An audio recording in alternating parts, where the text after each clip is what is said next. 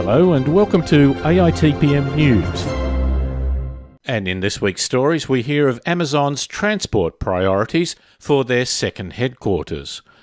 Connected and automated driving to reduce crashes, retrofitting autonomous technology, and did big data overshadow the magnitude of the problem?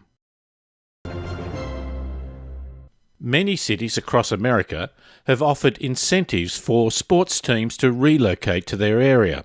Quite often the sports franchise stipulate conditions involving money, prestige and facilities. Large businesses with a good brand image can also pitch for local government largesse to relocate their headquarters or build major activities. We learnt at the AITPM National Conference that rankings of the world's most livable cities are usually done for bragging rights and HR grades for the purpose of calculating hardship allowances for people that are moving around the world. Amazon is looking for a place to put its second headquarters, with the offer of 50,000 new jobs with average salaries of $100,000 plus $5 billion of investments. Direct access to rail, train, subway and bus routes was chief among Amazon's requirements. Amazon's approach focuses attention on the much better issue of livability, and the transport profession should encourage this approach. Car companies and other proponents of autonomous vehicle technologies have long proclaimed that these developments will reduce crashes by over 90%. We have previously reported that this figure has been questioned by those taking a more comprehensive look at the multiple causes that can be part of a crash. Now, new research from Monash University in a report titled Connected and Automated Driving to Reduce Road Trauma has found that CITS applications were found to have the potential to significantly reduce road crashes and injury consequences. The report does more than calculate one overall figure. It says the full adoption of CITS could reduce 35 to 50% of adjacent direction crashes at intersections by warning drivers where there is a high risk of colliding with another vehicle.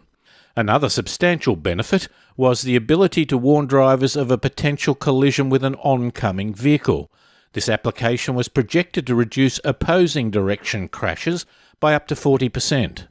The researchers believe it could take 25 years for the automated driving and CITS applications to fully penetrate the on-road fleet. The Monash University report on connected intelligent transport services in vehicles predicted that it would take 25 years for an automated driving and CITS applications to fully penetrate the on-road fleet. But the changeover might happen quicker than we think. Already, Tesla claims its vehicles are now sold with the hardware for autonomous driving, but not yet the software. The software can be updated in the future when it is perfected. Now, a Silicon Valley startup, Drive.ai, has a $50 million war chest to develop autonomous driving capability that can be retrofitted onto cars. Perhaps not all cars, but it is certainly a way that potentially covers a significant part of the fleet without having to buy a brand new vehicle. Otto is an American self-driving technology company that retrofits semi-trailer trucks with radars, cameras and laser sensors to make them capable of driving themselves. In August 2016, the company was bought by Uber. In October, the Grattan Institute released a report titled Stuck in Traffic, Road Congestion in Sydney and Melbourne. They analysed some 3.5 million Google Maps trip time estimates across more than 350 routes over 6 months. They concluded that both cities could face traffic gridlock in the future. They recommended road charges in the most congested areas. Melbourne should introduce a CBD cordon congestion charge similar to London. Public transport fares in both cities should be cut during off-peak periods. Melbourne CBD parking levy should be doubled to match Sydney's. New freeways are not the answer to road congestion. However, new roads are important for areas of new growth or substantial redevelopment, but we should use traffic management rather than road building in the areas close to the city centres.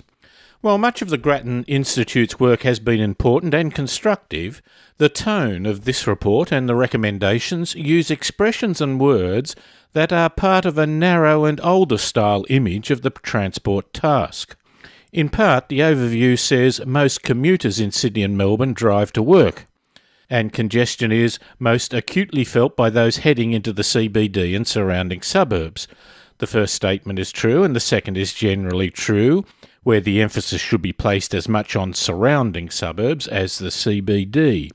But if you conclude that most people drive to work in the CBD, and these trips are the major transport task across the whole metropolitan region, then this would be wrong. If this were the case, the solution for the whole region is straightforward. Grattan has, in other reports, been good at embracing wider issues such as equity, but while this report is based on a huge amount of numbers and has led to some recommendations that are constructive, it might drag the debate back to oversimplistic perceptions of transport infrastructure demand and needs.